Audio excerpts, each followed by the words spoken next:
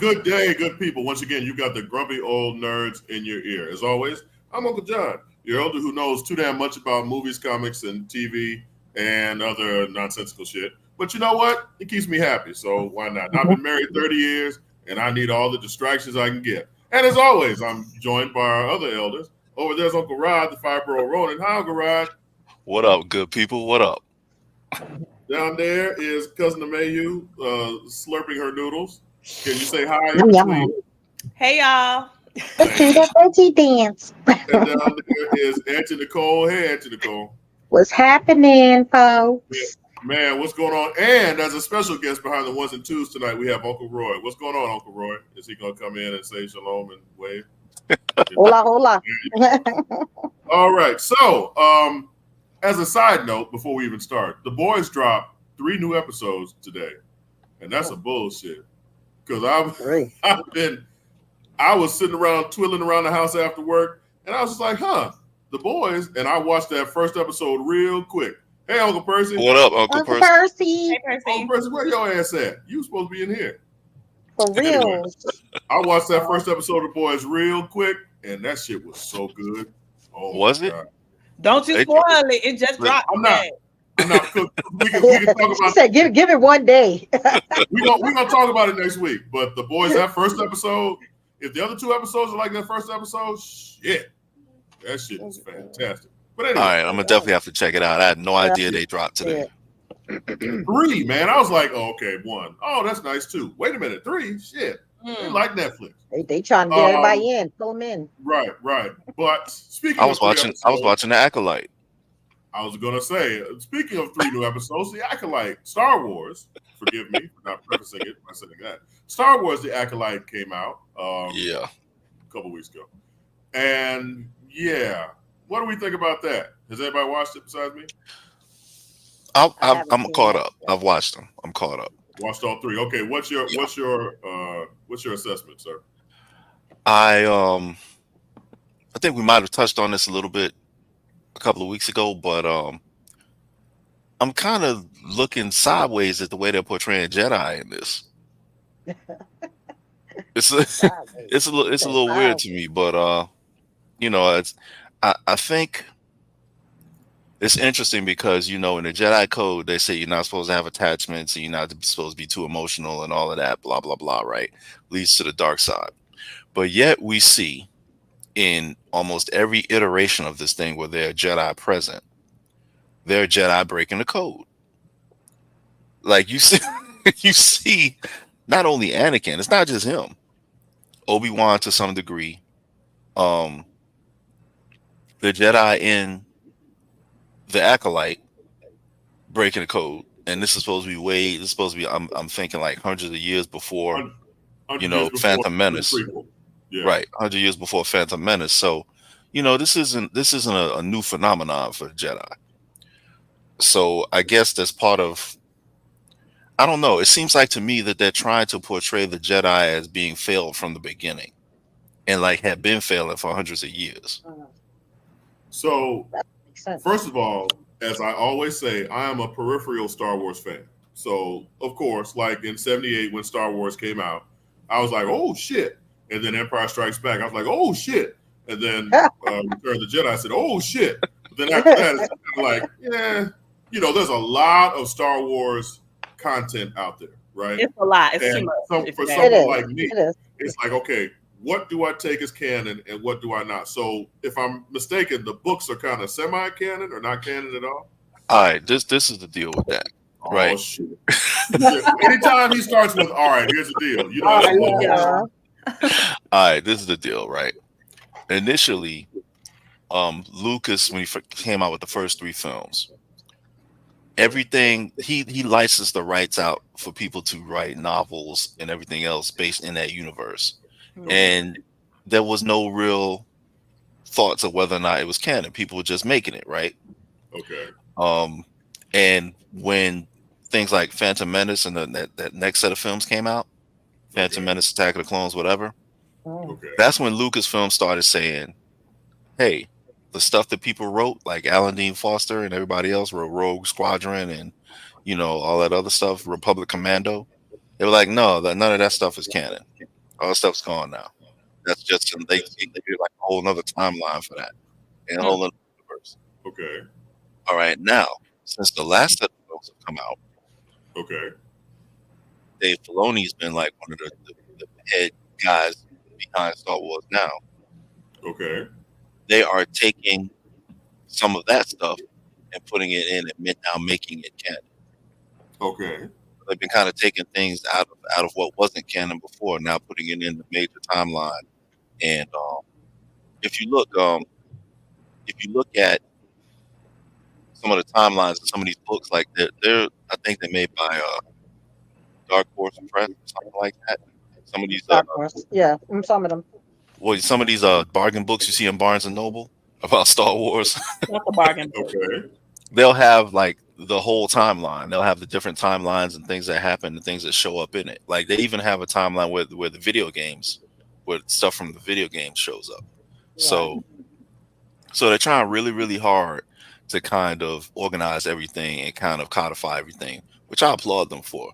But like I was saying, with Dave Filoni, now they're adding things that weren't canon before, like the whole thing about Boba Fett and the Mandalorian. The Force is not Jedi and Sith specific. No, it is not. And we've seen that in Clone Wars actually with the Force Witches, and we see that also in the Acolyte. So that is true. Okay. So the reason I bring that up, you gotta set me up and prove my point. It's a lot of shit out there. Right? Hello, say it again. So I appreciate the fact that we're getting kind of away from all the continuity of the Star Wars and Skywalker people and give me something specifically away from all of that so I can kind of start. This can be my jumping on point.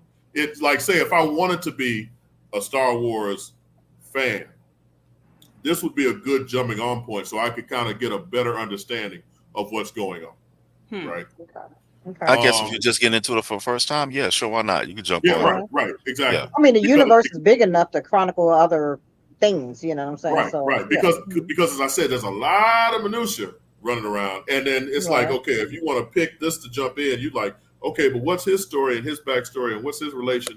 Is he a Skywalker? Is he a Solo? Is he a whatever? Okay. So I say that to say, the first 2 episodes bored the fuck out of me.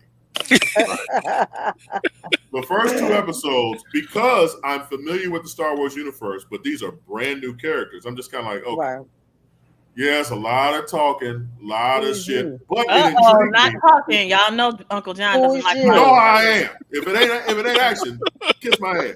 Right. So, but I was intrigued by the fact that almost everybody in this cast is of color. That was going to be the one thing I was going to say. That's what I heard about it, even though I haven't watched it yet. That it's a lot of POCs in there. There are. The gatekeepers going bananas. And they are. They are indeed. They're going crazy. Well, what do you How mean? dare you? How dare gender white male isn't the star and the co-star? Oh, that's what's her name got. What's her name when they did when she played Reva? I mean, they dogged her. Reva. You know. Oh, in Obi-Wan. Yeah, in Obi-Wan, they dogged the crap out of her. So I'm like, okay, this is cool because I see a lot of people of color, and specifically, it's one black woman plays them, but it's black women who are the leads. Cool, but again, it was very, very slow because it's world building, and you always kind of have to go back to the rules. Specifically in sci-fi, they got a lot of shit to explain before you get to the heart, the meat of the matter. But especially when you're dealing with a time period in Star Wars that really doesn't have a whole lot to it right now. You know, you're dealing with the old Republic almost, like you're dealing with the quote unquote glory days of the Jedi and before the reemergence of the Sith. So the first 2 episodes basically are setting up Osha and May and the conflict, and they and I'm spoiling shit, kiss my ass, but they kill Trinity in the first episode. So Carrie Ann Moss's character died 3 minutes into the show. That's what I literally just said. They killed Trinity, damn it. So okay. So but the 3rd episode, I say all that to say the 3rd episode I actually really enjoyed. I like, first of all, Jodie Turner Smith's fine ass is in it, which is I always love good. her. Right. And she plays a motherly figure. Now, granted, she's a witch, but she's a motherly figure. And she's a mother to these two little black twins. Okay. I found that the world building for that, I would have appreciated if they started there. Right? Just me. But I would have dug if they started there. Because that is what drew me in. Well, they also sticking to the whole thing about the Force and immaculate conceptions, apparently. But there's other stuff going into it as well. But I'm not gonna get, like I said, I'm not gonna spoil every damn thing in this. But yeah, they have this. They're running that whole thing with the Force and immaculate conceptions and twins. Like that seems to be like the thing now. Oh, Everyone you know wants what? to I talk didn't even about. make that connection. Names? Huh? What are the twins' names? I want to know. I might need to put them Osha and May. Osha and Bane. May. M-A-E. May. OSHA. Yeah. Ain't that the department that makes sure you It is at work? Make sure you're compliant. You got to be right. Yep. So Rod, as someone who, and even Roy chime in too, as people who are deep within this Star Wars shit, how did you feel about it? I thought that it was a different viewpoint of the universe. I think it was necessary. However, when I looked at what some of the people's thoughts were on it, and they were saying how nobody wants to see this because it's female led, it's female centric. Nobody wants to see this, and I had to think about it for a minute, and I was like, okay, this is kind of like what we talked about with Ms. Marvel. To me, it's not so much. I don't have a problem with having a female lead or a primarily female cast. I don't have a problem with that as long as you do not show men as totally incompetent and not as capable. I gotcha. And it's the same. It's the same. No. Relax yourself, woman. All right. So, but it's not. It's also. I also don't like it when it's male led and you have women who are incompetent and incapable. Right. So if these people are characters who are specialists in what they're supposed to be good at what they do, let them be good at what they do. That's my whole thing about it. Now, I guess if a character has to be written as inferior for whatever reason, fine. But don't make everybody that has one set of body parts inferior or another people with a certain set of body parts be superior. No, that's a fair point because no one should be, unless your incompetence is required in part of, because there's going to have to be a certain level of incompetence. I know for a fact if I'm running away from a stormtrooper, they can't shoot me because they're incompetent. Well, yeah, right? You got a point there. Definitely, you definitely got a point. but I see your point. So as a Star Wars story, Rod, how do you? Cause let me as an example, the first 2 episodes I give a solid C. Like I was willing to stick around, but the 3rd episode I gave it a B+ because I felt that if nothing else, that moved the plot forward to where it. Excuse me, old man gas. It moved the plot forward to where it needed to be, and it gave me the background with Osha and May that I needed to know to actually be emotionally invested. When, and fuck it, I'm gonna spoil it. When their city, whatever, caught fire, I was like, "Oh, run, baby, run!" I was literally like, "Oh Lord, oh your mama's dead. Oh, look at the baby." I was sincerely upset. Right. So I give that 3rd episode a B+, and that helped move those 2 episodes up to a C. If they hadn't done that episode, then it was going to be a problem. Yes, I think they had to do it either for 3 or 2. Yes, should have been 1. If it was 4, no, you got to have flashbacks, bro. But if it was done like episode 4, I think they might have lost a whole lot of people before that episode aired. Yes. So it had to be done then or not at all. Yeah, and it would have been a problem. So I'm glad they did it. Yeah, that 3rd episode was by far the best one Yeah. I have to agree. So I'm looking forward to it. Now I'm actually before it was just like, oh, there's a new episode. Oh Lord. Come on, Roy. Can't hear you. Only if you unmute yourself. I said, you did ask me about it, but I was letting Come on. No, I mean, I thought it was fine. I agree with both of you as far as episode number 3 being the key episode in the premise of what's going on. I think the whole thing that Rod said too is something that I'd like it in the sense that, and what he said was them showing the Jedi being flawed from a very long time ago. Right. Jedi's arrogance is what, and that was kind of hinted in several of the prequel movies, that it was the arrogance of the Jedi that created the Sith.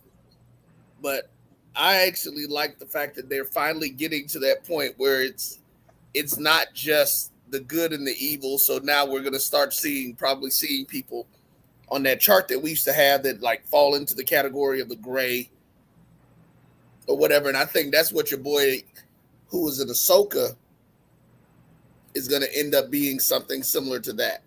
Because he died. My bad. So unless they get somebody else to play his character, because that character died in real life. Sorry. Yeah, didn't that guy die in real life? He did. Ray Winston. Yeah. The older white dude. Yeah, he played Balin. Yeah. Balin. Yeah, they play Balin. So they're gonna have to bring Balin back, because that whole thing with the statue that he was looking at, if I'm not mistaken, that was from the Clone Wars too, wasn't it, Rod? Yeah, that's from an episode of Clone Wars. So it goes back to the history, and so I think they can do so much more with the whole Star Wars pantheon by taking the Force away from just the Jedi and the Sith and putting it with other people. I think that's a good thing, and I'm interested to see where it goes. Now, I actually enjoyed the first 2 episodes just from the premise of seeing the different personalities of the Jedi, because they are going to be, these is going to be some real flawed and jacked up folks from what they did. I'm interested to see how they play that, because like I said, it's always been the arrogance of the Jedi that's caused most of the issues in the Star Wars world, if you really look at it. So, okay, one of my main issues with Jedi, and a friend of mine, Mario, he brings this up all the time, is that if you really look at it, the Jedi are kind of more fucked up than what they appear to. You know what I'm saying? That they're not as pristine as they either want to be portrayed or as people portray them. They're like Catholic priests. Didn't Yoda sit there and make a point of that at one point? He mentioned that, with everything, with trying to suppress your feelings and everything like that, that was the wrong way of going about it.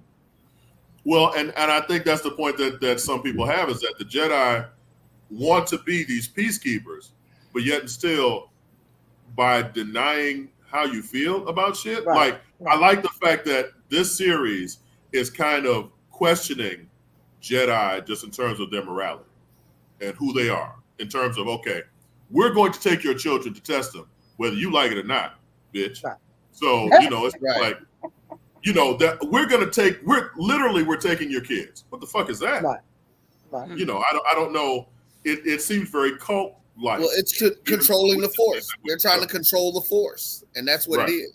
That's the way I see this show going, saying that's what the problem is going to be, that the Jedi have spent thousands of years trying to control and keep the Force for themselves. There you go. I don't know if they're keeping it for themselves. I think they're trying to find people who are Force sensitive and kind of indoctrinate, at least they kind of said that she didn't have to go if she didn't want to. Like, they insisted on testing the girl, but they didn't really, he said you don't have to go if you don't want to. But he already knew she wanted to go, dude. That she wanted to go, then she went. But if she didn't want to go, you just said it, and John just said it. That's cultish. We're going to test your kid, and okay, well, the kid want to go, come with us. And now you see, and then he even said it, we have thousands of other kids there now. Right. I mean, against their will. Running the daycare. I don't know, but that's the thing. Is it against their will? No, but even if we they don't choose, really know. Yeah, that's the thing. Right. It's like they choose it, and it's going to be interesting to see because most of the children, from what we can understand, were taken from their families because they were found to be force sensitive. So these two are the prelude to Anakin, as far as we know at this point, unless they come back and give some other explanation, because they didn't really say how old girl created them. The one mom said, I carried them. And the other one was like, they'd be kind of interested in how you created them. The biracial Immaculate Conception. Yeah. And so they, doing that, it's going to be interesting because they call it the thread. They, the Jedi call it the Force. Right. And they call it the thread. Right. And so it's going to be interesting to see because, these witches now, we've seen the witches in Ahsoka. So in current times, they're coming back.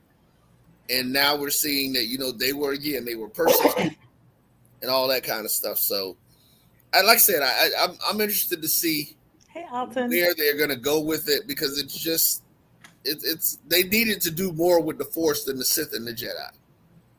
Okay. I think that's where my intrigue lies. I appreciated the fact, damn, he just said his piece and got the fuck out.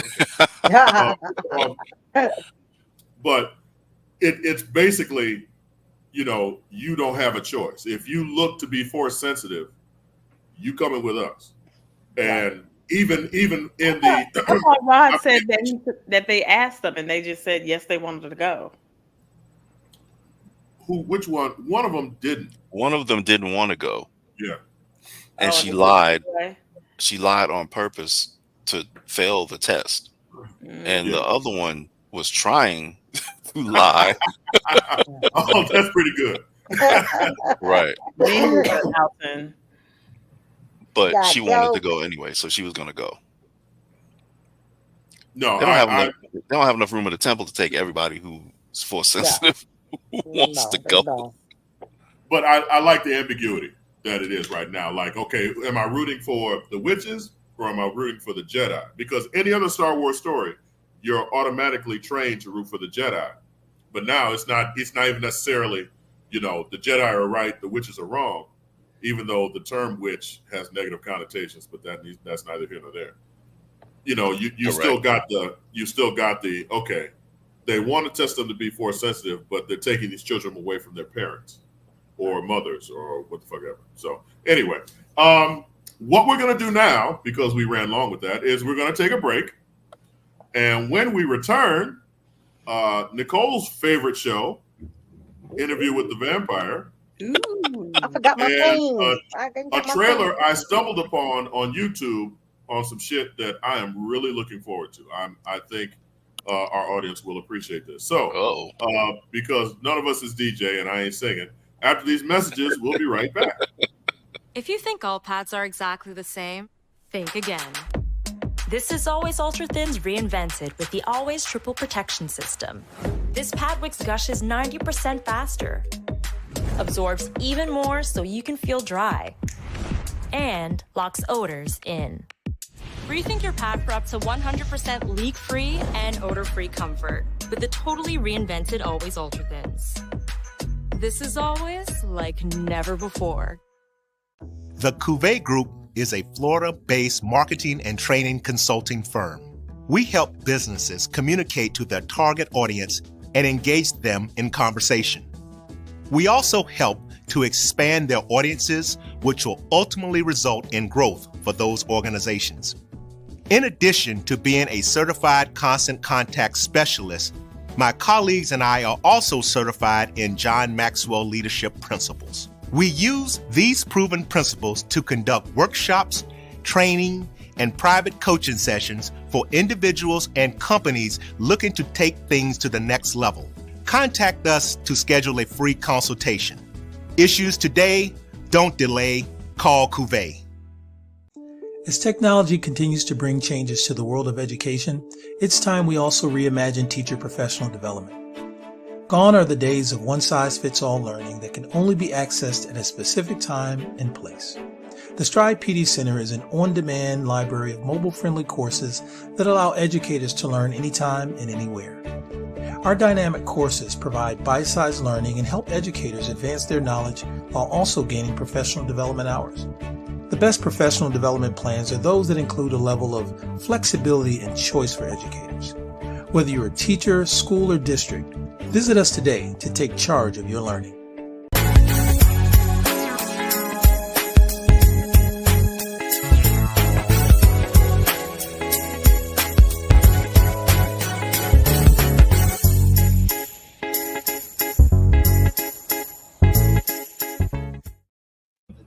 Hi, once again, we're back. I'm Uncle John, Uncle Rod, and Cousin Amayu, Auntie Nicole, Uncle Roy on the ones and twos, and we just talking about shit. So, we do.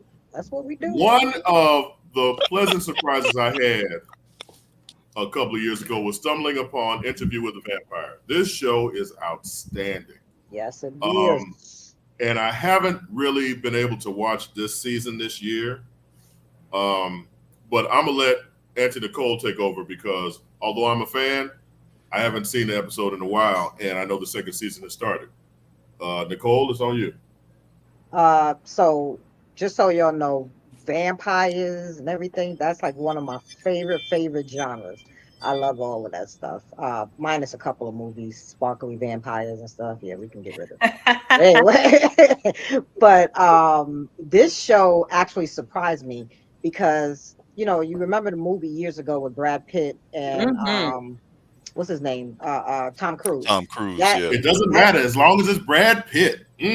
Honestly, that was a snooze fest for me. I thought that was the most driest freaking movie I ever seen in my life. I was like, you didn't like the movie at all? I did not care for it at all. I just couldn't. Only part that really got it actually was when Kirsten Dunst was in there with her little. I'll say added something to that. That was a good part of it, but the rest of it.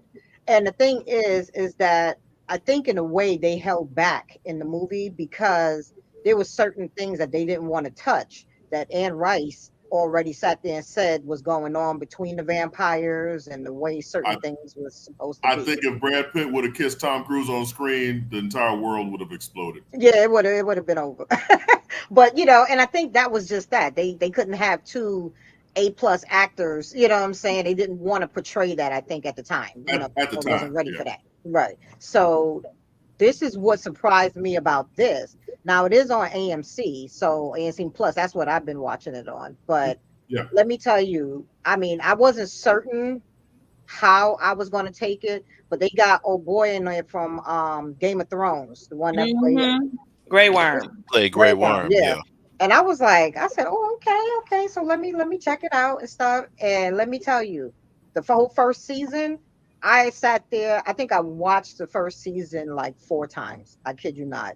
It's that good of a. It is. I agree. And so on. And yes, and I mean, and they go for it too. So there's a lot of things maybe some people don't want to see or get into or whatever, but that's part of the story. You know what I'm saying? And it's part of what's going on in that vampire culture. This Nicole, season, can I say something real quick? Go ahead. No, go ahead. Now, go ahead. People talk about me and the fact that I don't like a lot of talking, but the way that the dialogue is written and the way the actors bring it forth is very poetic, especially Silkworm or whatever you call that motherfucker. The way he delivers his lines and the lines that they give him, there's a cadence to it and a rhythm, and between him and the first season with Lestat and the little girl, it's really, that's a masterclass in writing and acting. I'm sorry, go ahead. No, it's I mean, it is. And I was very sad to see the young lady go because she's not in the sea. They changed her.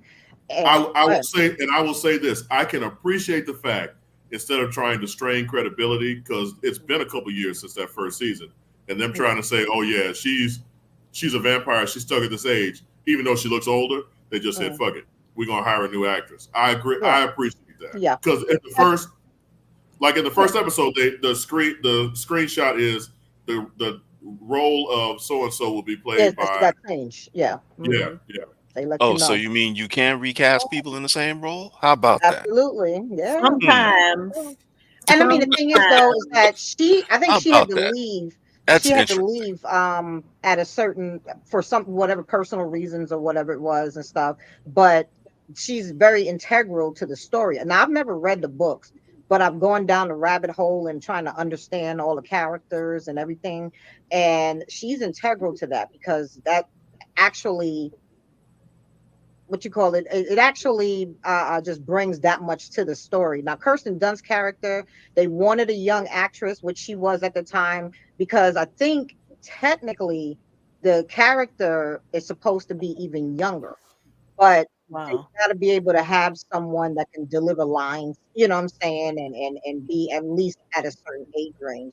Yeah. And in a way, her character is a little bit ambiguous because it's like she's young, but she could look older and so on. And she makes a point because they're not supposed to be changing vampires young. They're supposed to have some experience or so on like that, so that they can navigate the world and understand what's around them. Not to mention, they still apparently get hormones. So, say so she was growing through her little growth spurt, even though she looked the same on the outside, everything on the inside says woman.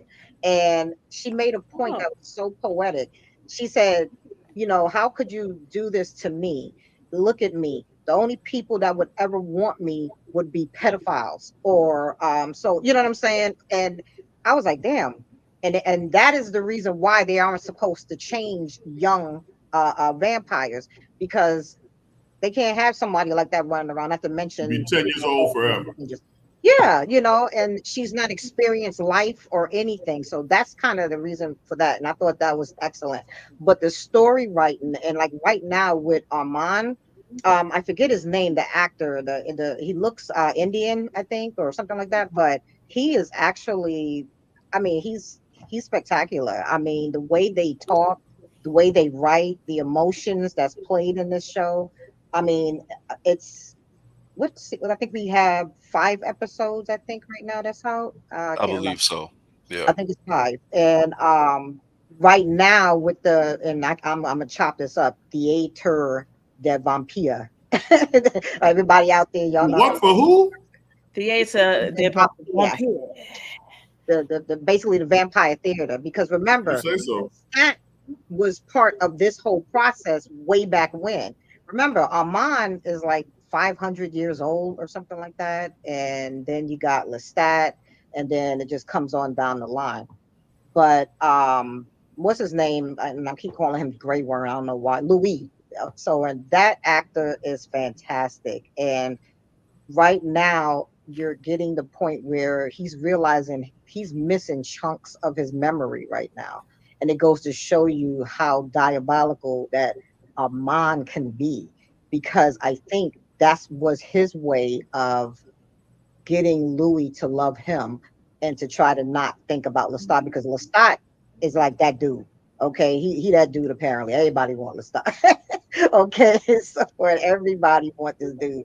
And good It job. kind of it kind of it kind of comes to being a vampire. I heard. Absolutely. And but I mean the thing is that he used to date Armand. Him and Armand got history. You know what I'm saying? But mhm. There's a great skit on Key and Peele where one of them is playing a vampire with the other bunch of vampires, and the other one's just like the other ones is someone who they're trying to convert. He's like, why everything got to be sexual with you vampires? Y'all, all y'all do is just suck and fuck all the time. So yeah, that's Yeah, pretty much. that's what it It's is. it's much more poetic in this show, but literally that's all they're doing is fucking and sucking. But they're Vampire. touching on subjects that are like intense. In the first season, they actually went into like quote unquote domestic violence. You know what I'm saying? They Because absolutely did. between, Louis and Lestat, Lestat. I mean, the stuff they was doing to each other and everything, and then you turn around and you drop homie what, like 20,000 feet out the freaking air, and so on. That the whole thing was crazy. And then even now in this season, they're showing backstory right now with Louise. And sorry, everyone, I'm about to spoil this for you, but Louise sat there. It actually showed even like in the first season, somewhat like a suicide attempt. You know what I'm saying? Because Louis sat there and he started going through whatever with the flashback. He walked right out into the goddamn sun. You know what I'm saying? Knowing it was going to kill him. And then they showed him all crispy and shit and everything and everything. You know what I'm saying? Well, From the sun. And I'm But like, damn, they can you doing it. imagine They hundreds of really doing it. years? Can you imagine the hundreds of years that you've been living, the atrocities that you've witnessed or partaken, been a part of? Absolutely. And it's just like after a while, it can be overwhelming, and that's why I guess all they do is suck and fuck because it keeps them from saying, I've killed, if you multiply, if a meal is 2 or 3 people at a time to sustain yourself through all these years, that's a lot of people you killed. I mean, you look like she's doing the math in her head too. Okay, being like C over NR. But no, let me ask you this. Let me ask you this, Nicole. What kind of hold do you think? So the basis of this is Louis is being interviewed, right? And the character played by Eric Bogdosian, who I've it's been forever since I've seen him in something. And I was like, wow, they got. But he's a great actor too. Yeah, he is. What kind of hold do you think they have over him? Because there comes a point where it's just like, okay, this is more than just him interviewing them. Because at one point they did something to him too, right? Yes, as a matter of fact, he and Louis met back in the 70s. So I mean, so you're talking about he was mad young back then, and Louis, of course, he still looked the same. You know what I'm saying? Because he's a 33-year-old vampire who's not going to change. And so you're talking about they went back. Louis came out. Let me tell you something. This last episode, he pulled out a backgammon box. And he sat there, it was like, oh, we're going to play backgammon. He was like, no, he says it's just whatever favor. And he opened it up and it had like all these drugs of choice. I mean, just all of it was in there. And it was like Louis understood he what it is that he's adapting to each, I guess, century or era or whatever it is. And this was the 70s. So what do we know about the 70s? It was a whole lot of drugs and everything, and people paid for that shit in the 80s. You know what I'm saying? And everything. Most definitely. They paid for it in the 80s. Most definitely. So and the people who was doing their thing in the 80s paid for it in the 90s. And there you go. You know what I'm saying? But the thing is that I think the attraction to Louis is the fact that Louis still maintained a level of humanism. He never got rid of that. Like the other vampires kind of adopted being a vampire and the aggressive side. But Louis always kind of kept his humanism. And that's what's been attracted to him with Armand, with Lestat. And I think even other vampires, you know what I'm saying? They're like, oh, shoot, you know what I'm saying? This dude's still, And they don't know that because they've been vampires so long. Remember, Louis hasn't been vampire that long in comparison to the rest of them. They've been vampires for hundreds of years. So that part of them is dead now, But Lestat comes around, and I think Louis and Lestat, they really like in love. This is like the legit, you are my partner for the rest of my life type of thing. That's a toxic ass relationship. It is. That's commitment. Toxic AF. Yes, it is. It is absolutely. But you see how he died, how they did him at the end of the first season, man. They had to sit there, get him to drink, poison his blood. He wouldn't dispose of the body because he wanted him to stay. He wanted him to be still alive. They wanted him to continue to exist. So and that was because of Louis' love for him. Toxic ass relationship because he was like, I can finally be rid of you. Maybe not. I'll put you on the dump site with a bunch of rats so you can eat. And that is why Armand is doing what he's doing. Because in this last episode, oh my gosh, they had the argument that was like, it was so intense. Armand and Louis? Basically, yes, man. It showed back in the 70s when they met the reporter. And it basically was where, this is just before Louis tried to kill himself. He sat there and he told Armand, you're boring. He was like, you are not, whatever. And even Armand said, Lestat, everything's Lestat. I'm like, they the two that's in love. And I think when you're a vampire, you're doing shit to just buy time. You know what I'm saying? It's like, what else is there to do? Armand was the rebound, and he didn't like being the rebound. Absolutely. Absolutely. And Armand is truly in love with Louis, I think, at this point. But Louis, let me tell you something. Let's start walk through that door. Okay, they probably bust each other upside the head, but they going back together. You know what I'm saying? When you think about it, You said that's they bumping exactly. heads. No, I'm talking bust up each other upside the head. I'm talking. Oh, they busting each knock other's They're heads. down, like, Okay. they're like knock the down, drag Krishan out. and Blueface of vampires. Okay, I don't know what that means. Very toxic. Okay. But I mean, the show is so, it's like so now, and it's. I mean, if you haven't been watching it, it's the dialogue, like you said, is just fantastic. But the emotions and everything, and like the now that they're starting to do recollection, and per the books, I don't know how long Claudia got left because they kill her in the books. The whole theater, the vampires, they Yeah, kill Spoiler her yeah. alert. because she is a child. She was never supposed to be made, and Well, she gonna be crazy. you know. She's But a hey, black woman. So, so thank you, Anthony Cole, for that. Appreciate that. Next up, I was looking at YouTube the other day, and I had heard about this film, but it was a while ago, and the trailer has just come out, and I'm super excited, and I think this is something that we as a group in our audience would love to see. So we're going to promote the fuck out of this. Roy, if you could go ahead and pull up that trailer for a Supercell, please. Yeah, Rod. I brought this up. Go ahead. Yeah, Rod.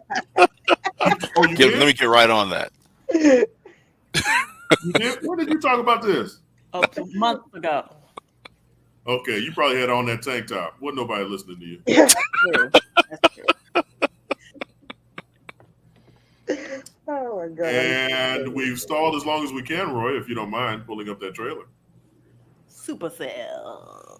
So this is apparently. Veggie dance. Let's do the veggie dance. Come on, commercial. Nope, we're not gonna do that. So Supercell is the story of a bunch of people of color who discover that they have superpowers. But they're British. Also, don't forget that part's very important. And it's very bloody British. hell. The guy, bloody hell. The guy, the main lead character in this used to be one of the Doctor's companions on Doctor Who, by the way. I really like what kind of companion. He also was in that terrible House Party remake. I didn't need that in my palette. I didn't see it We yet. talk about how bad that movie was. I haven't seen it. I guess we're gonna have to because Roy's not here. That movie was so fucking bad. Did you all see it? Oh, I did not see the remake of House Party. I couldn't bring myself to do it. No, why would I waste my time in my life? I had to. It was on Max for free. Okay. So I said, let me check it out. Okay, well, that's a good reason. And as I continued to watch it, you ever watch a movie and you're like, it's got to get better. There's no way you can do it. I know. 90 minutes in, credits about to roll, and you still waiting. That 89th minute, I was like, this got to be better. It was. Oh, man. It was bad from the get-go. It's like they took the entire premise of what made House Party a good movie and threw it away. I just said, you know what? Let's just fuck around and make another movie called House Party and put LeBron James in it. Oh my god! Oh yeah, I forgot that he was in that. Yeah, they're supposed to be in his house. Right. Really? Okay. Yeah. And then of course they get busted, and of course at the end they all become buddies. It's like don't. That's not like classic. So and it stars the guy from one of the companions from Doctor Who, and the kid from The Chi who plays Emmett. So hopefully he leaves that off of his resume. So apparently Roy is ignoring us, which is fine. Would you like me to read the synopsis? Please, if you don't mind. Synopsis for Supercell. Yes, please. Yes, Mom. Absolutely. Here we are. A group of ordinary people from South London unexpectedly develop superpowers with no clear connection between them other than they are all black. As they deal with the impacts on their daily lives, one man has to bring them together to protect the one he loves, all while avoiding the powerful and nefarious agents that have noticed their special abilities. Does it really say the one thing they have in common is that they're black? They're all black. This about to be the blackest Oh. thing since Blank Man. Black Blackson. Not Blink Man. Oh gosh. wow! All right. Whoa. Yeah, That I is brought it up like like- a few months ago because I saw that. I was like, oh, this is like a good like movie, and then I realized, oh, it's actually a TV series, and I was like, okay, I'm definitely in this. I think. So wait, it's a series? Yes, it's going to be a TV series. It's How many episodes? 6 episodes. Okay. That's cool. Get everybody warmed up to it. Yeah. Where's it? Where's it started playing? to it. Where's the streaming? Netflix. Netflix. Okay. Netflix. Good because Oh, I you saw the come out. preview. I saw it and it looked pretty good. It almost made me think of like the mutants. Like some sort of beginning stage of when mutants first got powers or something like that. Yeah, that's what it looks like. You When does know, it come out, babe? a while back they tried to do a Generation X TV show, and it was, ugh. Now, are you talking about? And they did the Runaways also, and the Runaways was a little Oh, better, yeah. but not much better. I'm not getting a I know never what? got into that. I didn't get into that. Since you've brought this up, Rod, our next subject would be the 5 worst Marvel live action TV shows. And let's go all the way back to Okay. Spider-Man 1978 all the way up to now. Right? Okay. All right. Now, do you want me to go first? It sounded like you had it queued up ready to go, brother. So, I want to say, obviously, you know, the Spider-Man show from the 70s has got to be one of the worst, but you got to take into account, the technology of the time. Yes. right. You know what I mean? It was So that's very why I really ambitious. don't. Yeah, that's It was why I very really ambitious. don't want to slam it. The same thing with the Incredible Hulk with Bill Bixby, The Incredible Hulk was classic. but I like that again, all. yeah, but again, because of the limitations of television technology during that time, it was kind of like, you know, dilemma of the week type deal, whatever, right? But if we're talking about modern times, I think you definitely want to include, Come on. surprisingly, Come on. I'm gonna lead this off with Cloak and Dagger. Oh, really? Yeah, I kind of Cloak dug and- Cloak and Dagger. Cloak and Dagger. It took too long for me to get going, Okay. to get to the point where they're actually competent with using their abilities and trying to find out things. It took way too Okay. long to me. Okay. Also, I think you have to put in there WandaVision, obviously. WandaVision is definitely in there. I did not. I kind of liked it a little bit. I liked it too. Once I realized what was going on, it just took me a few episodes. Yeah, and that's it. I think it would have been a lot better had it been fewer episodes, to be honest with you. I think if it were fewer episodes, And if Mephisto would have made an appearance. and they stuck a little bit more to the comic book miniseries, I think it would have done a lot better. Yep. Iron Fist is up there as well. Oh, absolutely. You know, I think I don't even know what they were really trying to do with it.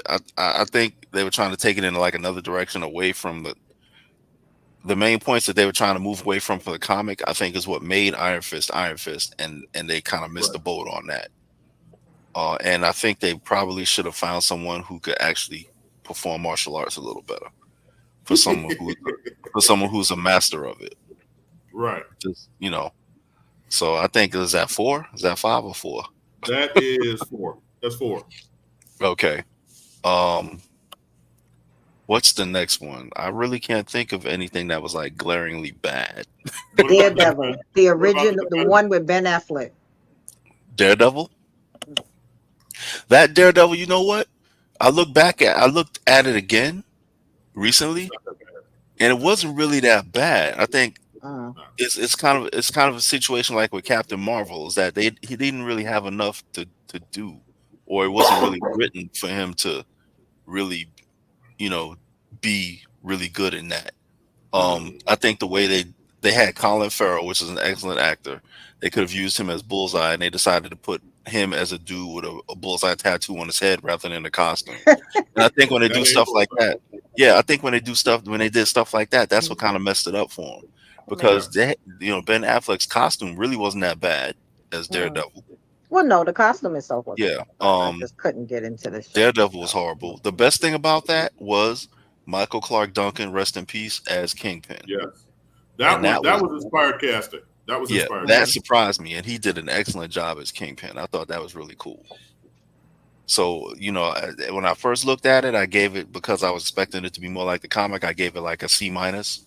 I think looking Right. back at it again, it's a solid C plus B minus. I agree. Okay.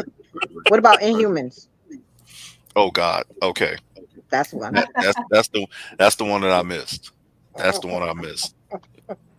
Inhumans. There you go. So I'm gonna give you my list, and we're gonna keep this to TV shows, because if we start delving into the movies, oh my God, we'll be here all day. Oh goodness. My number one is Inhumans, and the reason why Inhumans is so bad is because in the second episode they cut off Medusa's hair.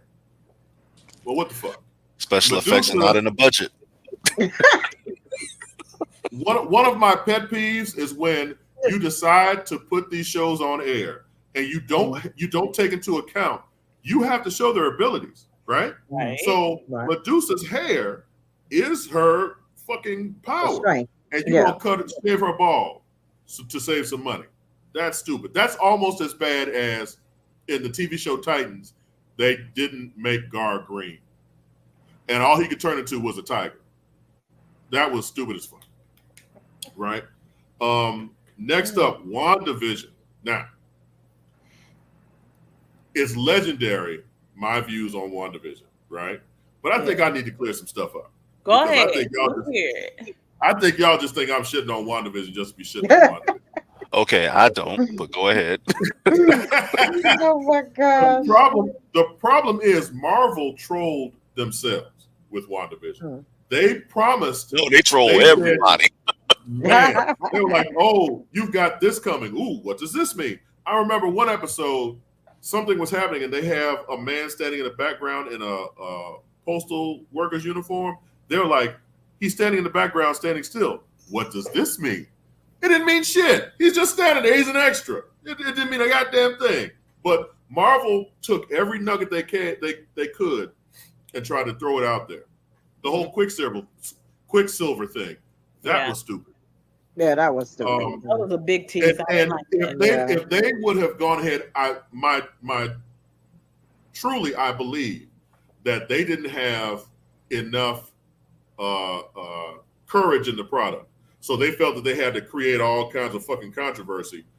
But then all of a sudden, hey, WandaVision not that bad a show, but it was too late. Paul Bettany did an interview. Yeah, in this final episode, I'm acting with another actor who I've never acted with before, and his performance was powerful. He was playing against himself. Shut the fuck up. Now you just out there fucking people. That ain't right. So they're talking about the next series being Vision Quest, which follows Vision as he tries to find himself. We'll see. I'm going to have to put in this Spider-Man 78, the 1978 show. And the problem is they bit off way more than they could chew. This was 1978 where they didn't know what the fuck they were doing. And they had this man climbing up buildings, clearly on a cable. Yes. He's climbing up buildings. And it was just his web shooters were on the outside of his costume. Right. Oh, it was just bad. It was really bad. And I give them credit for trying. When he don't forget when he dropped the web on people, what it looked like. Right. It looked like a fucking parachute. Just like, whoop. Spider-Man, he does this, but no, my webs come out like this. It was bad. It was really bad. And I give them credit in 1978 for trying to do this, but no. I just complained about shows over exceeding their budget for special effects, and these motherfuckers just didn't know what they were doing. My next one is going to be controversial, but I did not like the Punisher series. I found it boring, and I found it repetitive. And John Okay. Bernthal as a guest star in Daredevil as Punisher was great. But him trying to carry his own Absolutely. series, I don't think that worked.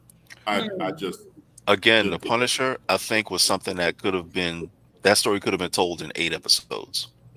Right, right. Well, that's something else. Netflix tried their damnedest to stretch each series out to 10 episodes, and it just doesn't work for some of these. Hell, Punisher could have been done in 4. If you're going to be dealing with street level villains, Yes. and you have pretty much access to everyone, except for people who also are Spider-Man villains, I'm assuming, right?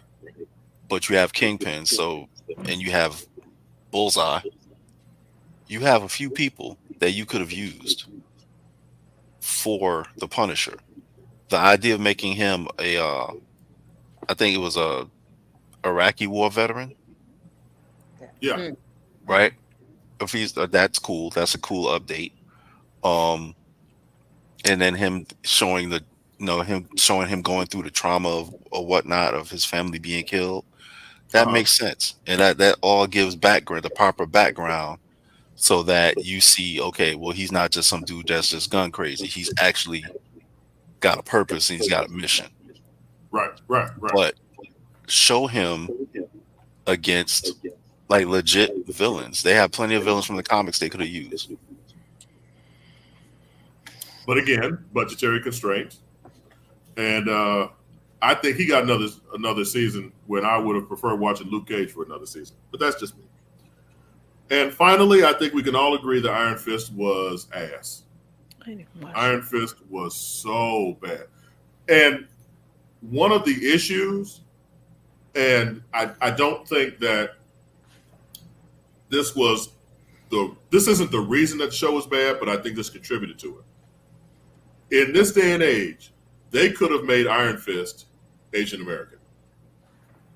I don't agree with the blonde-haired, blue-eyed white boy being the kung fu master. Yeah, that's a holdover from like the 70s. Yeah. That was literally Roy Thomas when he invented the character. He was just like, "Oh, I saw a kung fu movie. Let me make a character," and he didn't know no better. So in the 70s, that was fine. But we're in the 2020s now. Make Iron Fist Asian American. It still translates. If you can make Nick Fury black, you can make Iron Fist Asian American. Yeah, I think we kind of talked about this at one point. Like his mom could have been Asian. Yep. His dad could have been white. Little mixed baby. And it'll made perfect sense. Love a good mixed baby.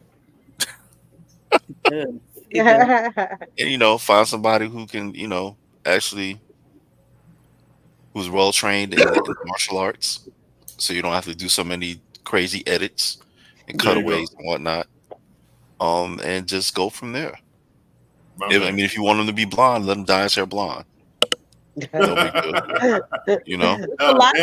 good. Right. Anthony That's Cole, correct. do you have any that haven't been mentioned already? Or do you even want to just the only extra one I could think of was, I did look at it a couple of times, but it was just terrible. It was the old original Captain America from the 40s. It was like 1944. And that just was like, I don't even know. Where his shield was like plastic. Yeah, they were just. And he had a motorcycle. It was more like a spy type thing. You know what I'm saying? And stuff. And I was like, and I just looked at it because it was just like, oh snap! I had learned about it, and I was watching. I was like, I was like the little kid. I ain't no Captain America. Is that the TV series they made into a movie, or the other way around in the 80s, where the shield was part of his motorcycle? I don't know. Because that was bad. Because Red Skull was Italian. Yes. Red Skull.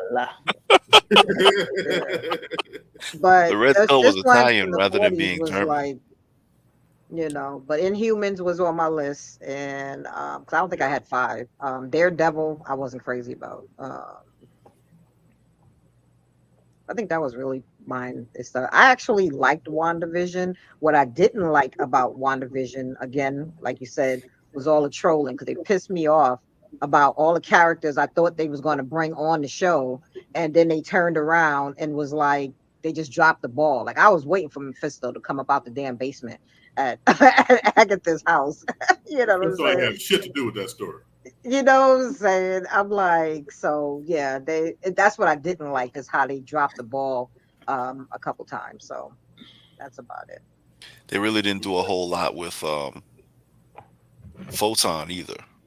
Photon slash Mm. Spectrum, And Well, Monica, okay. Monica Monica Rambo. So Rambeau. Mm-hmm. we still don't know who she was talking about when she said she had somebody to make some kind of mechanism or something. Remember that?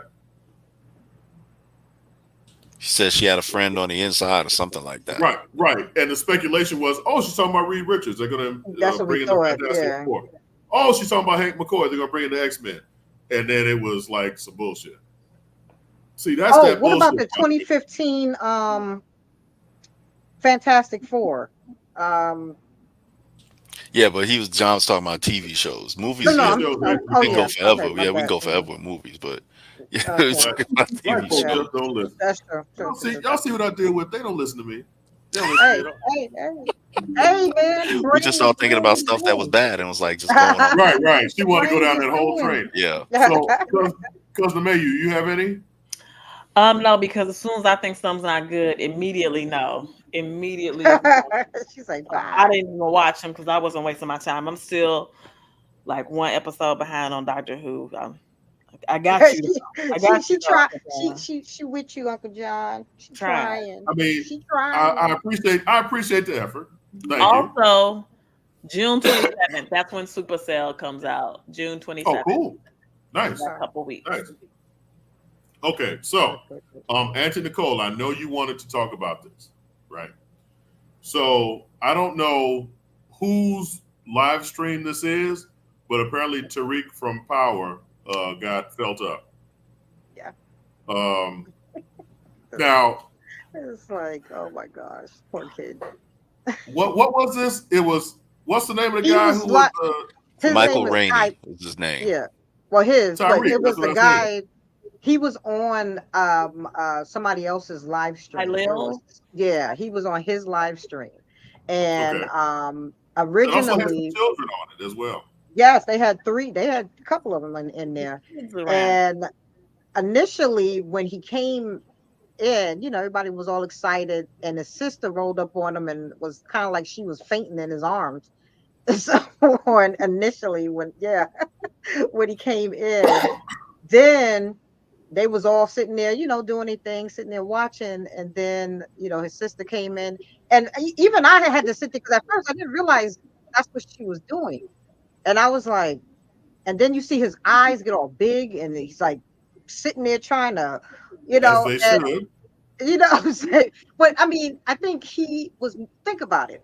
He's a young guy trying to navigate this whole Hollywood life and everything like that. And I'm sure a lot of his mentors is like, trying to make sure, don't get yourself in trouble, don't do certain things, blah, blah, blah. You want your longevity for your career.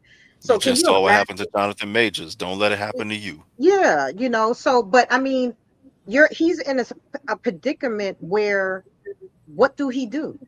You know what I'm saying? I mean, he could have sat there and pushed her away, but then people, could be looking at that and being like, why he's being an asshole, blah, blah, blah. You know what I'm saying? Not knowing the gravity of the situation. But I just honestly, when I saw that, I felt so bad because I was reading some of the comments, and then you have people sitting there saying, oh man, that was nothing, you a dude, you can handle it, and blah, just some of the Really? comments. Yes. Yeah, I saw some people saying that Yeah, craziness. they was like, oh, that's not, you a dude, and I keep telling people, men get to say no too. You know what I'm saying? They Yes, do we not. do, girl. Okay, they don't have to sit there and take it. Remember that whole No, thing that went no.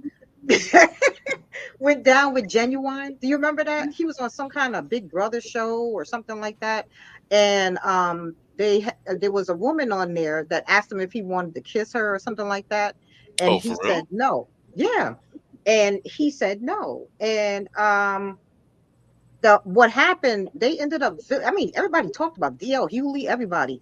They Huh. vilified Okay. this man because of the fact that the person was trans. And Oh, okay. and Oh, okay. and Okay. and my thing is this, whether the person, who cares who the person is, Yeah, it don't he matter who still it is. gets He to said say no. no. He Right. Yeah. It still don't gets matter to who say it is. that. it's not that's you know what I'm saying. So I No, felt so no. bad because this guy is so young. You know what I'm saying? He's just having fun. He's doing what people do. You know, they live streaming. You know, fooling around and having fun. Plus, there was little kids there. You know what Wasn't I'm saying? another I mean, major part of this the fact that he said, had this been the other way around, it'd have been a totally different story? and believe me, it would have been Hmm. because it's just would have been seen differently. And that's what I mean. And that's the only reason why I because it popped up on Twitter, it was everywhere, you know, and so on. I'm playing games, and all of a sudden you start seeing all this stuff and everything. And I just to me, I just felt so bad because I'm like, when are people going to start recognizing? Because when I was reading the comments, I'm like, y'all are wrong for that. Don't do that. I'm like, the man did not want this person touching them. Even if he did want it, it wasn't in that moment.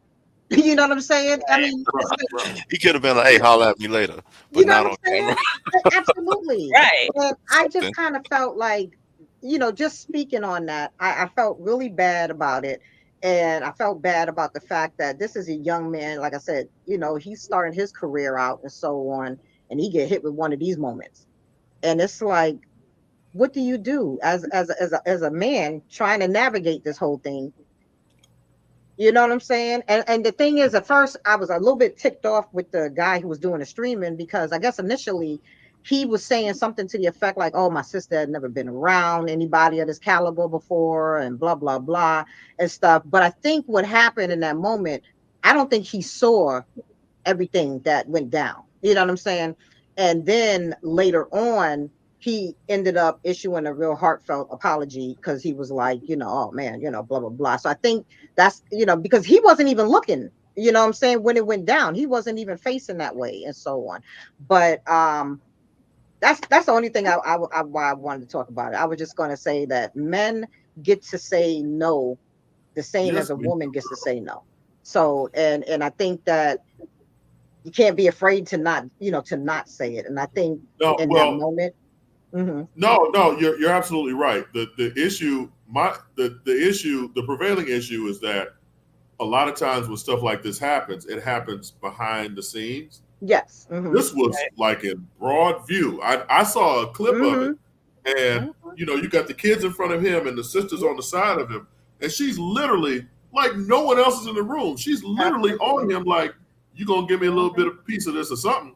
And he's mhm, trying. He's a great actor because he was trying yes, to play it off, and yeah, you could see his face, but yeah, he was being very intentional to not give mhm, too much away. But I mean, at that point, wholeheartedly, you could see yeah. that this woman has a handful of him He left during 20 during minutes after that, after it happened. So nine times out of 10, he probably was supposed to have a longer presence there. But think about it. I guess, and I can only imagine he could possibly have been thinking, I need to get out of here, get out of this moment so that nothing else comes from this. You know what I'm saying? Because he wouldn't want this to come back on him. Because some people have a way of manipulating things and making it seem like it's someone else's fault. Or And she But could have I he just, could have said he was involved in it, and that would have been a right. whole other mess Hmm. altogether. But here's Absolutely. something else as Mhm. well. Wasn't Tariq a character that nobody liked when he was on Power, and now all of a sudden everybody loves him because somebody tried to grab his stuff on the interweb? It's just, But oh my gosh, it's no, just crazy. But it's actually atrocious, and yeah, I don't it was know. it was But I pretty guess tragic. that in the world that we live in now, and I'm being a very old man right now, the world that we're in, you maneuver however you maneuver. There's no class on how to do this. Like we Hmm. just come out here and do whatever Hmm. and talk about Right. whatever and be whatever. But someone younger than us, and this is after, however 40, 50 odd years of being on this planet and having some common sense, someone younger than us Hmm. who's grown up in this environment Yeah. can go out here and just do bananas type shit and Hmm. they wouldn't know any better. So Yeah. it is what it is. Let's move on to Rod's books we should be reading. I guess we're not going to see the covers, but Rod could still talk about them. You don't have a visual, right? What I got, I gave to production, Okay. and that's all I can say right now. Right now, we just producing ourselves, brother. No, but it was just two books. One of them is from the relatively new, the hot new publishing house, Ghost Machine. We kind of mentioned it before. It's all creators who've used to work for the big two, and now they're kind of in business for themselves in Image Comics. And it was the not is it second issue of Rook Exodus, where I was telling you guys before is basically a lot of stuff going on a terraform planet. This huge corporation created this planet for people to relieve overcrowding on Earth. The engine powering all things on the planet went kaput, so they evacuated the spaceships and said, "Hey, you guys here, you guys who are called wardens, who are responsible for different species of animals, you stay here and we'll be back." They haven't come back yet, so the wardens on the terraform planet, some of them are now trying to escape. One of them being Rook, and his particular helmet is shaped like a bird, and he controls birds. His best friend is a warden named Swine. He controls pigs. So one of the other wardens apparently has gone rogue and has started killing other wardens. So this guy, Ursus, who controls bears, kills Swine, who is Rook's best friend. And so all this is going on while Rook is, basically getting pieces together. He's building a rocket to get off planet. While he's doing that, he runs into another warden who happens to be his ex, called Direwolf. And this young lady controls wolves. Boom. Of course. So now they are fighting together against Ursus and trying to figure out a way to either make things better on that planet or escape. And so that's kind of like where issue 2 leaves off. It's the art is awesome. I have to say that the art is awesome. The coloring is awesome. The story's pretty good. You find out some things as you go along, and you get to learn a little bit more about the wardens and their abilities, and even some of the drawbacks to those particular helmets. So I'm liking it. I'm continuing to read it. I'm all in. Who's the writer? Who's the artist? Jeff Johns is the writer. Ah, okay. And Jason Fabak is the artist. Okay. And you say this is book 2, right? Yeah, issue 2. 3 might be out soon, if not already out. Okay. I think their schedule's a little different for their new books, because also one other thing with Ghost Machine books, the Image, they give you more pages of story. Their Really? books are a little bit bigger, yeah. Okay, so my thing is, I guess now with comics, because I haven't bought any new comics in a while. Do they still follow the monthly schedule? I know with a lot of creator-owned stuff, sometimes you get comics on schedule, and sometimes they'll be off schedule. You know what Some I'm saying? of the independent stuff might be a little bit behind, but for the most part, it's like every 2 weeks. Ah, really? Yeah. Okay. Oh, cool. Okay. What's the other one? The other one is the Blood Hunt tie-in with the Avengers and Captain America, because the Avengers, the main crew of Avengers is off fighting the vampires in a different part of the world. Captain America is kind of left behind, and he calls in reserve members to help fight the vampires in New York. The reserve members are Kate Bishop, Hawkeye, Hercules, the Prince of Power, Hazmat, and who am I missing? Hazmat. Damn. Hazmat, yeah. Coronavirus. Okay. For real. And who am I missing? Okay, you got Hercules, Hazmat, Are they on here? Hawkeye, and Quicksilver. Boom. I'm glad I could help. So it's just 4? And Just Cap. 4? 5? Yeah. And this is Captain America Steve Rogers. Mm-hmm. Okay. Yep. Okay. I ain't gonna lie, Rod. These company-wide events are wearing me the fuck out. Yeah, you can't get them all. You can't get all of them. That's the key. Like if you were already collecting certain books, you just keep collecting it. If you weren't, don't really go out of your way to get it unless you're a completist and you're, fanatical about that kind of stuff. I'm not. So whatever I was collecting, I just keep collecting, and I get the main issue of that run. So like I'll get Blood Hunt, I get an X-Men tie-in, and I get the Avengers tie-in and the Iron Man tie-in, and that's it. Then the Black Panther one. Sorry. And so let me ask you. Let me ask you, because I sincerely am thinking about going up to Tony's store, Challenges Games and Comics in Decatur, Georgia. Which is where I got this new poster from. Nice. If give me 4 comics on a monthly basis that you would buy. If you could only buy 4, give me 4. Okay. The 4 comics that I would get. First one would be Justice League. Second would be Batman. Wait, Justice League? Yeah. Really? Mm-hmm. Okay. The second would be Batman.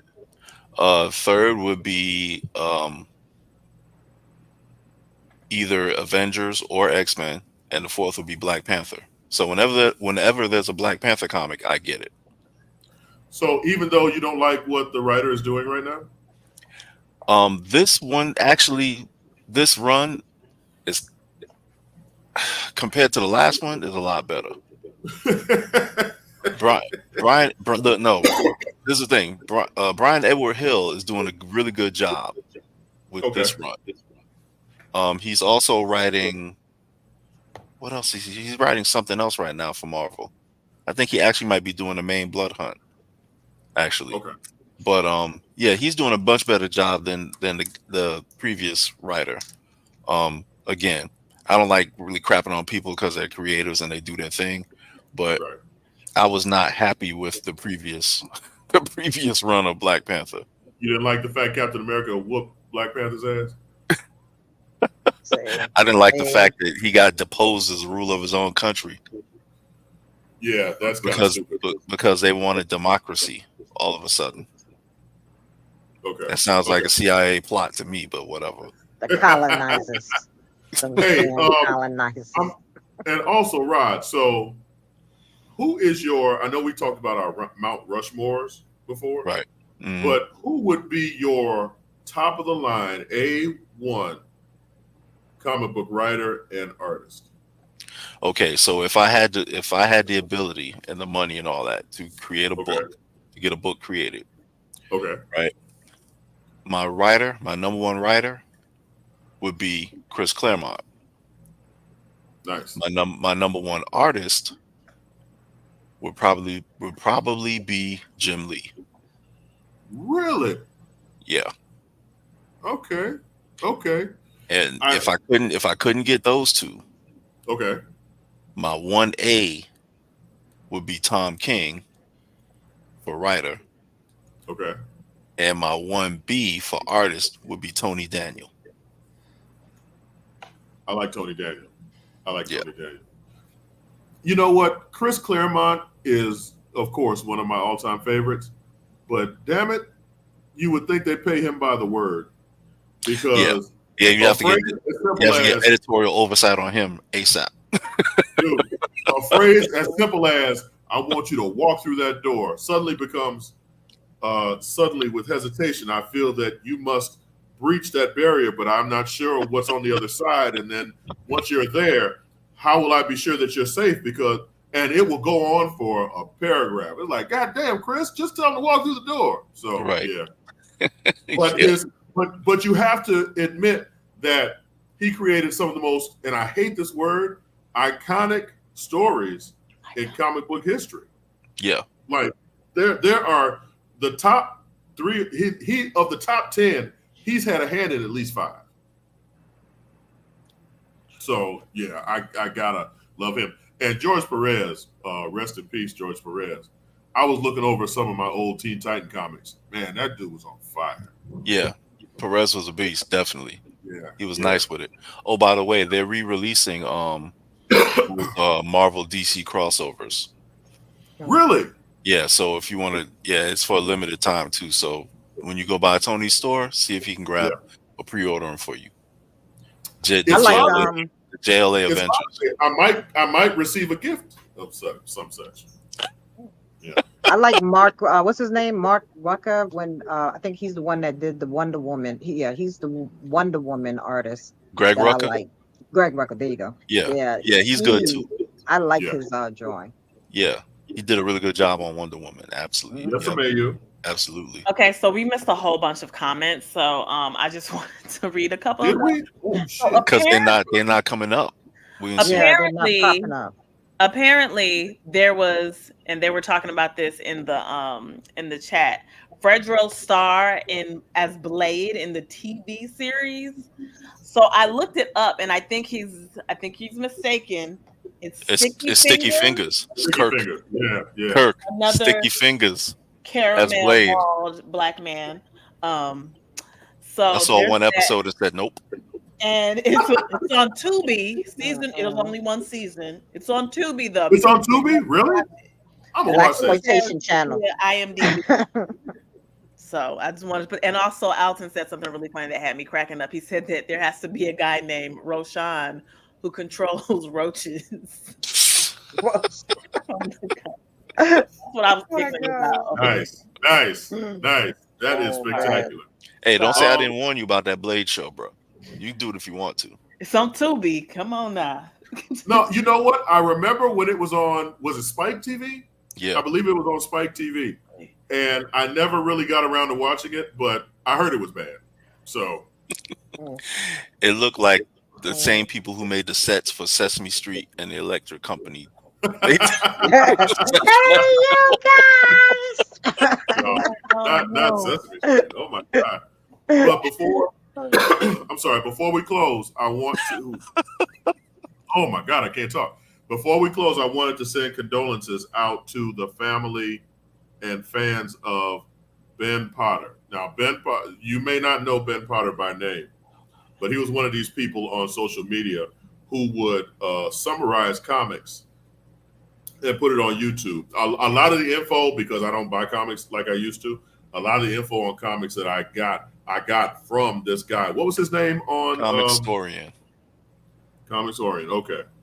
A lot of the stuff that the info I got on comics, I got from him as he would summarize comics and put the pictures from the comics on YouTube, and I would see snippets on TikTok and so on and so forth.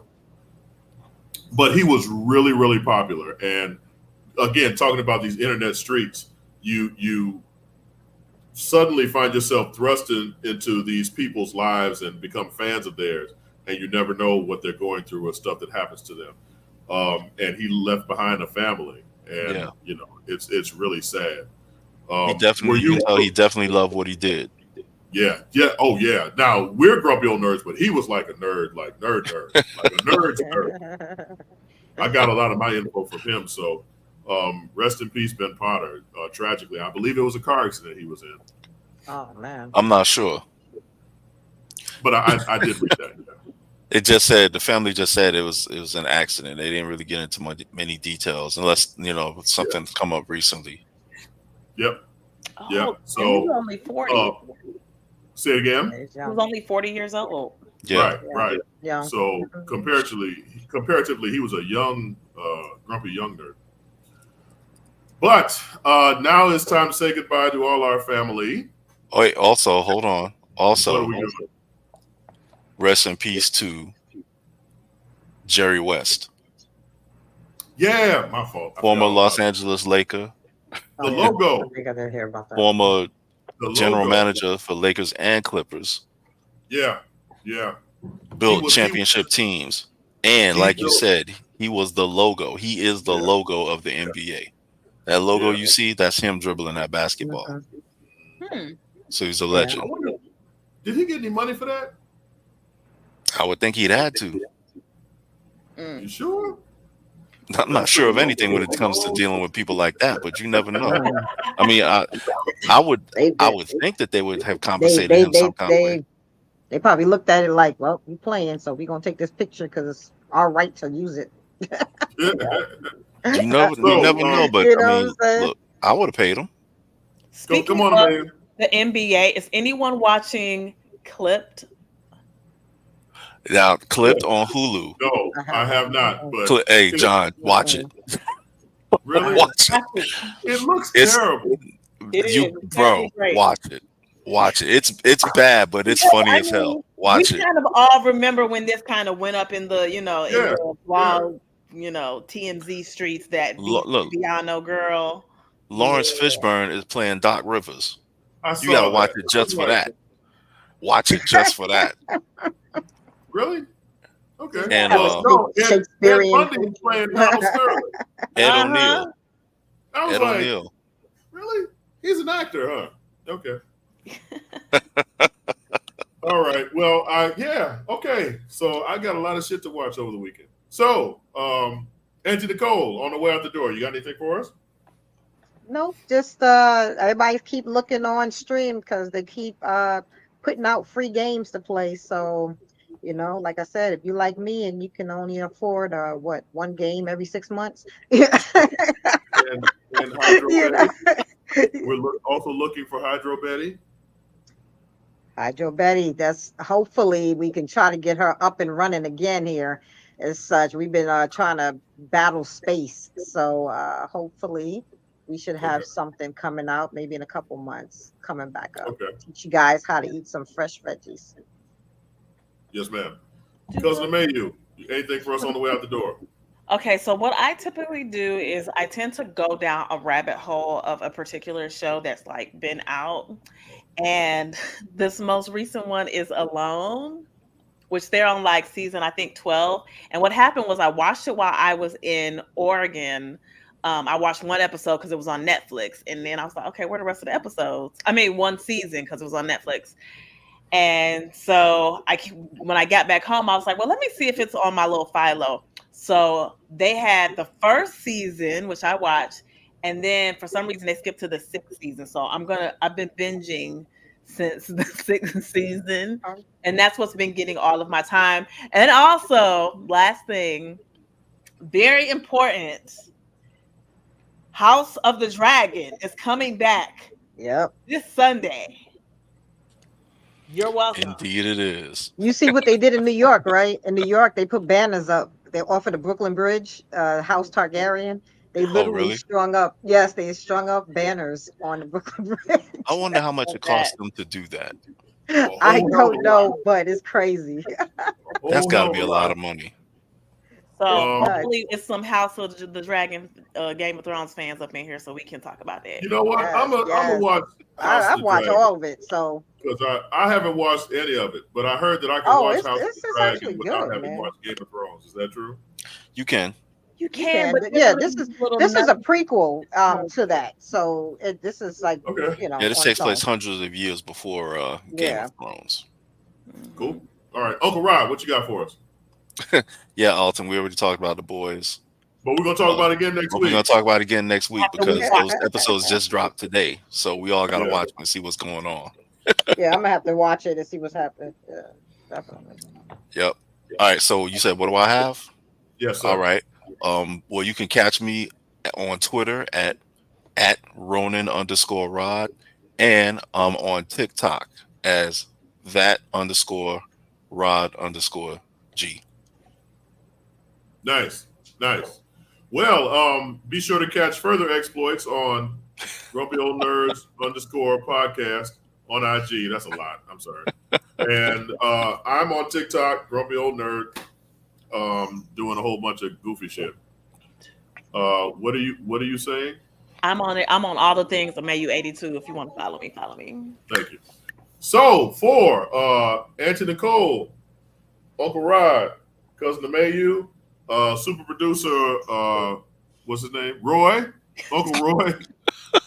For Uncle DJ and Uncle Percy, we're the Grumpy Old Nerds every Thursday here. New episodes, 8:30 p.m. Archived episodes on Facebook Live and YouTube Live. Night. Peace.